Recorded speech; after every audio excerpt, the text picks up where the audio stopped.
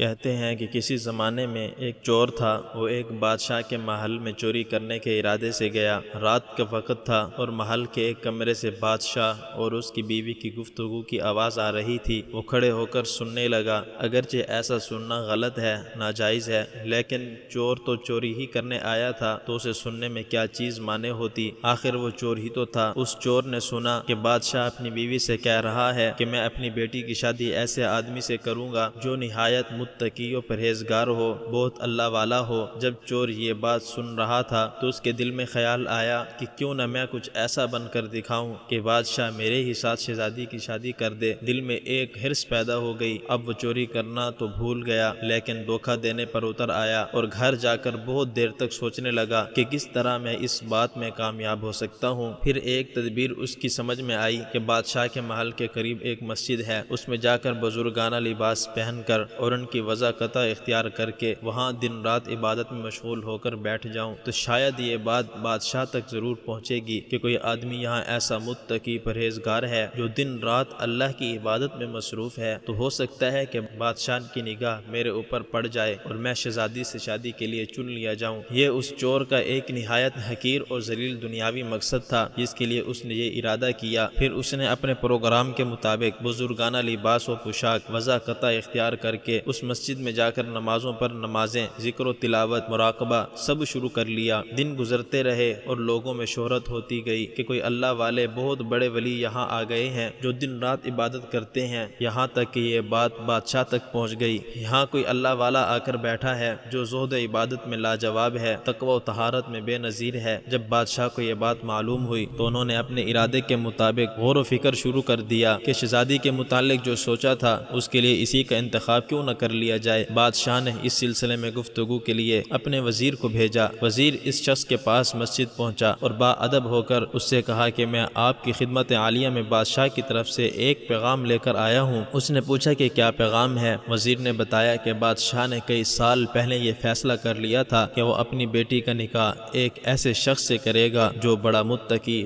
پرہیزگار ہو، اللہ والا ہو، اور وہ اس کی تلاش میں تھے۔ ان کی نظر انتخاب آپ پر آ کر رکی ہے، لہٰذا بادشاہ نے مجھے بھیجا ہے کہ اس سلسلے میں آپ سے گفتگو کروں۔ یہ شخص جو دراصل اسی تمنا و آرزو میں یہاں آ کر بیٹھا تھا بہت دیر تک وزیر کی گفتگو سنتا رہا۔ اس کے بعد اس کی آنکھوں سے آنسو جاری ہو گئے۔ وزیر نے پوچھا کہ کیا بات ہے؟ تو کہنے لگا کہ آج جو پیغام لے کر آپ آئے ہیں یہ پیغام مجھے منظور نہیں۔ وزیر نے کہا کہ کیوں منظور نہیں؟ اس شخص نے کہا کہ دیکھیے، میں صاف صاف بات آپ کو بتاتا ہوں کہ میں اصل میں ایک چور تھا اور ایک مرتبہ بادشاہ کے محل میں چوری کے ارادے سے گیا تھا۔ پھر جو کچھ بھی ہوا اس کو سنایا اور اس کے بعد اس چور نے کہا کہ میں نے تو یہ وضاقتہ اسی حرص کی وجہ سے اختیار کی تھی، لیکن میں یہاں آ کر بیٹھا تو میرے خدا نے مجھے اپنا بنا لیا۔ اب بس اس کے بعد مجھے اور کسی کی ضرورت نہیں، میرے لیے میرا خدا کافی ہے۔ بے شک جب عبادت عبادت ہو جائے، نماز نماز ہو جائے، ذکر ذکر ہو جائے اور ہماری دیگر عبادتیں واقعی عبادتیں ہو جائیں تو بے شک یہ نمازیں اور عبادتیں انسان کو برائیوں سے روکتی ہیں۔ اللہ تعالی